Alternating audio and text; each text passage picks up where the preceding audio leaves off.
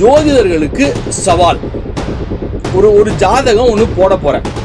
ஒரு ஜாதகம் நான் டிஸ்பிளேல போடுவேன்.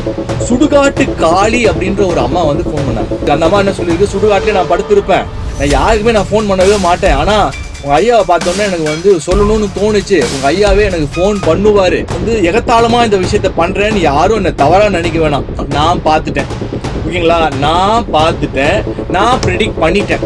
அவர்களுக்கெல்லாம் நான் என்ன சொல்றேன், ஒரு சவால். அண்டப்புழுகன் டேஷ் டேஷ் அண்டப்புழுகன் அவர் யாருன்னா சினிமா நடிகராக இருந்தவர். சினிமாவில் இருந்து அவர் இப்போ ஜோதிடராக மாறி இருக்காரு வச்சுக்கோங்களேன். அந்த ஆள் சொல்லி போன வருஷமே என்னென்னமோ சொன்னா அந்த ஆள் அண்டப்புழுகன் பேச நான் சொல்ல வரும்ல, சினிமான்னு சொல்லிட்டேன். சினிமா நடிகர் பாம்பு சொல்லியிருப்பார்ல அவர். ஓகே, புரிஞ்சுப்பீங்கன்னு நினைக்கிறேன். உலகமே அழிஞ்சிரும், சென்னையே அழிஞ்சிரும், உலகமே அழிஞ்சிரும். இல்லை ஆகாச புழுகு, அண்ட புழுகு. நான் சொல்கிறேன், ஓப்பனாக சொல்கிறேன், அந்த ஆள் சொன்னது ஒன்றுமே நடக்காது, எல்லாமே புழுகு. சத்தியமாக சொல்கிறேன், சேலஞ்ச் பண்ணி சொல்கிறேன்.